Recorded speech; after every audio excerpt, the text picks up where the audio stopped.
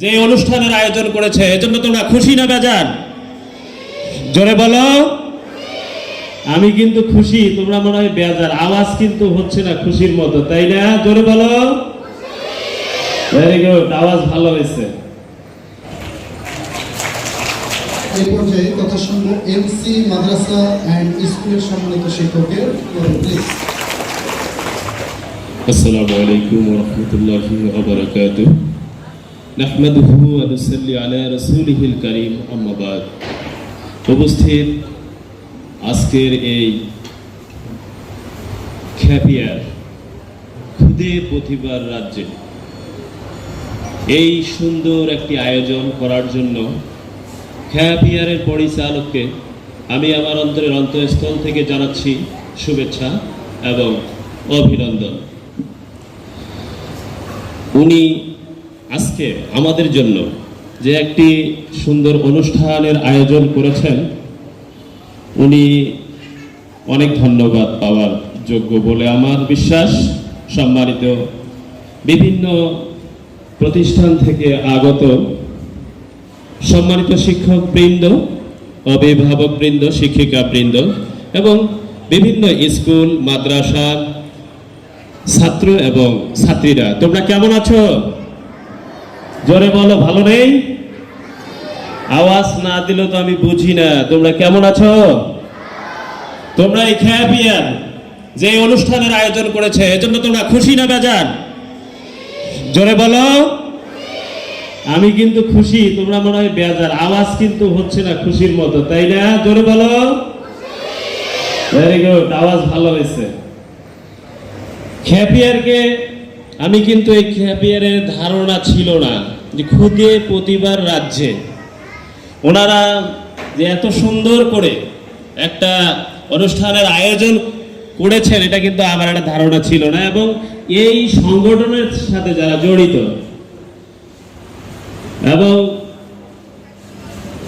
যারা পর্দার আড়াল থেকে এই অনুষ্ঠানের জন্য কষ্ট করেছে, ঘাম ঝরিয়েছে, তাদেরকেও আমি এই অনুষ্ঠানের পক্ষ থেকে এবং আমার এমসি মাদ্রাসা এন্ড স্কুলের পক্ষ থেকে জানাচ্ছি শুভেচ্ছা এবং অভিনন্দন।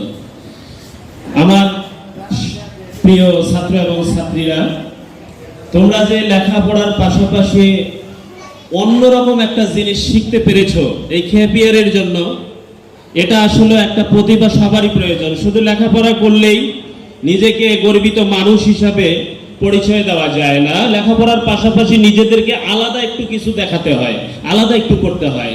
যেমন এই প্রতিষ্ঠান তোমাদেরকে উৎসাহ দিচ্ছে আর্ট করার জন্য, হয়তো আরেকটা প্রতিষ্ঠান বা আরো অন্যান্য প্রতিষ্ঠান দেবে অন্য অন্য বিভিন্ন ধরনের প্রতিভা জাগ্রত করার জন্য।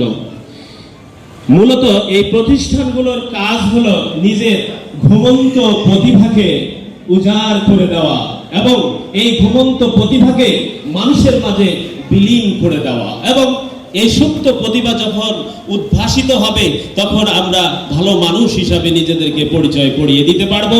এবং হাজারো ছাত্রের ভিড়ে আমি একটা যে অন্যরকম ছাত্র, এটার পরিচয় সবাই পাবে এবং সবাই দেখতে পাবে যে না, সবাই তো ছাত্র, কিন্তু তার মধ্যেও দেখো অমুকের ছেলেটা অনেক সুন্দর কাজ করে, অমুকের ছেলেটা দেখো কেরাত বিষয়ে ভালো, আজান বিষয়ে ভালো, আর্ট প্রতিযোগিতায় ভালো, ড্যান্সে ভালো, নাচে ভালো, নৃত্যে ভালো, যে কোনো একটা কিছু দেখাতেই হবে। যারা অন্য অন্য ধর্মের রয়েছে তাদেরকেও আমার অন্তরের অন্তঃস্থল থেকে এমসি মাদ্রাসা এন্ড স্কুলের পক্ষ থেকে জানাচ্ছি অভিনন্দন। তোমাদের ধর্মের যেটা আছে, গীতা আছে, তারপরে নৃত্য আছে, আরতি আছে, সামনে পূজা আছে। দেখো সবাই তো আরতির মধ্যে ডান্স করে, কিন্তু সবাই তো পুরস্কার পায় না।